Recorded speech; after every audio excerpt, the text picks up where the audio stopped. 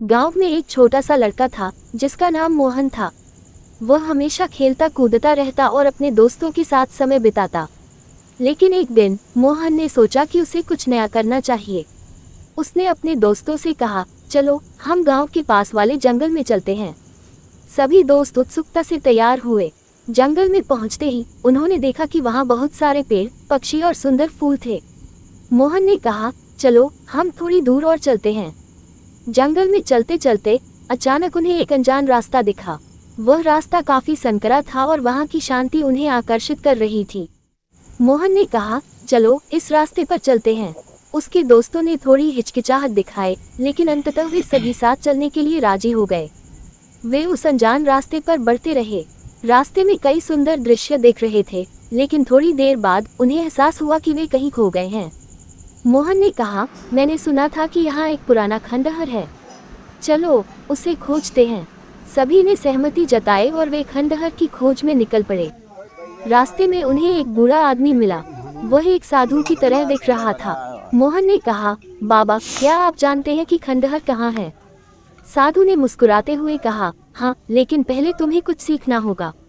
क्या तुम सच में जानना चाहते हो? मोहन और उसके दोस्तों ने हामी भरी। साधु ने कहा, इस जंगल में हमेशा धैर्य और समझदारी से चलना चाहिए। कभी कभी अनजान रास्ते हमें सिखाते हैं कि कैसे कठिनाइयों का सामना करना है। मोहन ने पूछा, तो हमें क्या करना चाहिए? साधु ने कहा, बस अपने मन की सुनो और एकजुट रहो। अब मोहन और उसके दोस्त थोड़े चिंतित थे।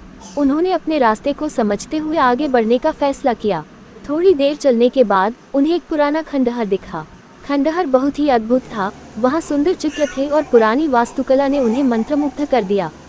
वे सभी वहाँ बैठ गए और खंडहर की सुंदरता का आनंद लेने लगे। तभी मोहन ने एक पुरानी किताब देखी। उसने कहा, चलो इसे पढ़ते हैं। किताब में पुरानी कहानियाँ और ज्ञान था। सभी दोस्त उसे ध्यान से पढ़ने लगे। उस किताब में लिखा था कि ज्ञान और समझदारी सबसे बड़ा धन है। मोहन ने अपने दोस्तों से कहा, यहाँ हमें सिर्फ खंडहर नहीं मिला, बल्कि ज्ञान भी मिला है। सभी दोस्त सहमत हुए और उन्होंने तय किया कि वे हमेशा एकजुट रहेंगे और एक दूसरे का साथ देंगे।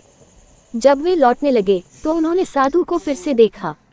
उन्होंने उसे धन्यवाद दिया। साधु ने मुस्कुराते हुए कहा, याद रखना, जीवन में हर अनजान रास्ता कुछ नया सिखाता है। गांव लौटकर मोहन और उसके दोस्तों ने उस दिन की कहानी सुनाई। वे अब केवल खेल में नहीं, बल्कि ज्ञान और एकता में भी विश्वास करने लगे। उन्होंने तय किया कि हर साल वे उस जंगल में एक बार जरूर जाएंगे, ताकि वे फिर से उस ज्ञान की खोज कर सकें।